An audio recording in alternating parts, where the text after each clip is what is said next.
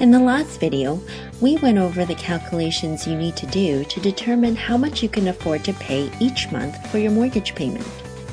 Now you need to make a down payment. A down payment is simply the money you pay out of pocket towards the price of your home. The remainder amount that you need to borrow is the mortgage amount. Coming up with a down payment may be your biggest challenge.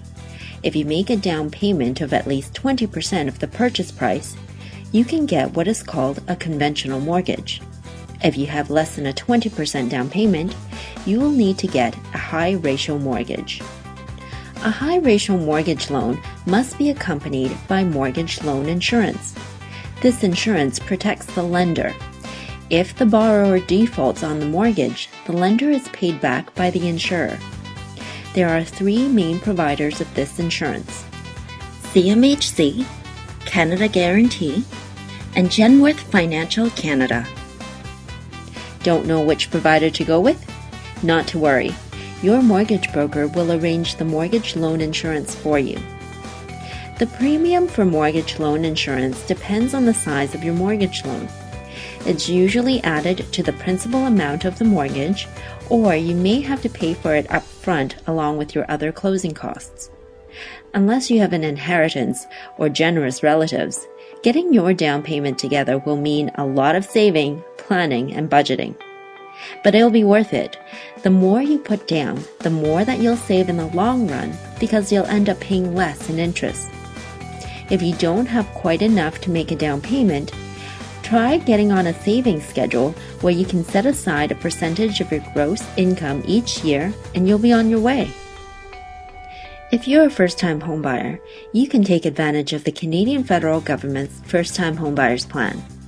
It allows first-time homebuyers to withdraw up to $25,000 per spouse from their RRSP accounts.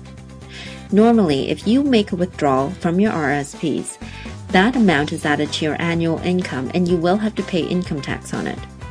But under the First-Time Homebuyers Plan, you can take up to $25,000 without tax liability.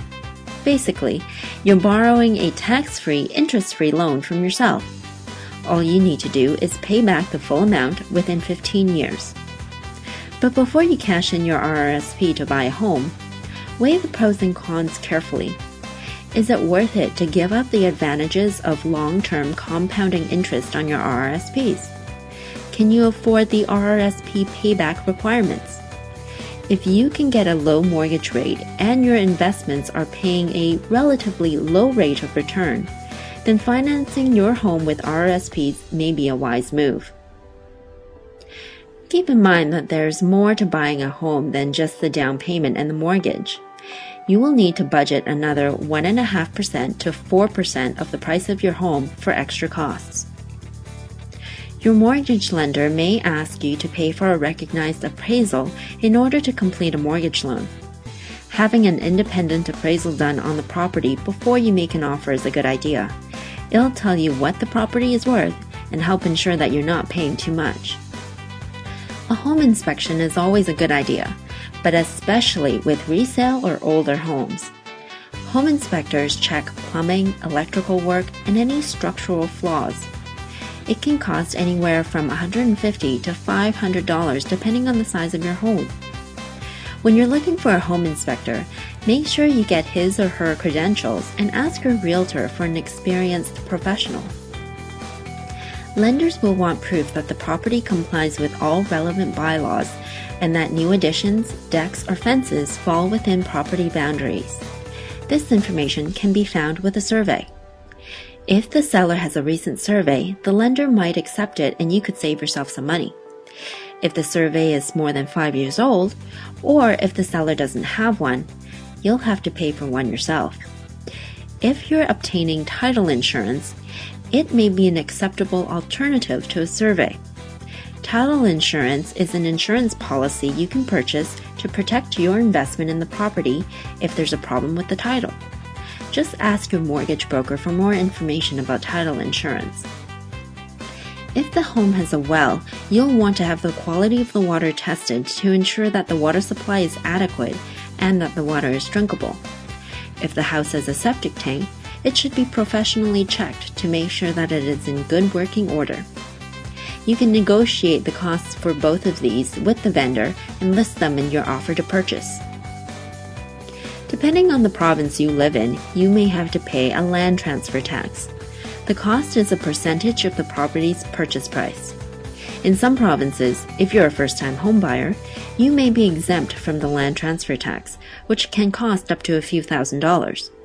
Check with your lawyer or notary to find out more. Property taxes are charged by the municipality where the home is located and are based on the value of the home.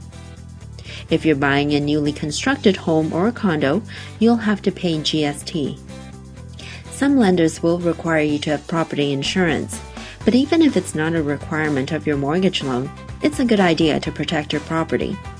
Property insurance covers the cost of replacing your home and its contents in case of a fire, earthquake, flood, or other damage. Property insurance must be placed on closing day. The job of your lawyer or notary is to go over all the paperwork and protect you from real estate fraud or other legal issues that could stem from a property purchase. They'll charge you a service fee for things like conducting title searches, lien searches, and facilitating the transfer of title. Usually, the legal fees are paid on closing day and can range from $300 to $1,000 depending on the services you need. Closing and adjustment costs are expenses for any necessary adjustments to be made between you and the seller. If, for example, the seller prepaid property taxes or condo fees, you will have to reimburse them. Depending on your situation, you may have other initial expenses to consider. These could include moving expenses, renovations or repairs, condominium fees, service connection fees for telephone, gas, electricity, cable or satellite, and internet, appliances, and gardening or snow clearing equipment.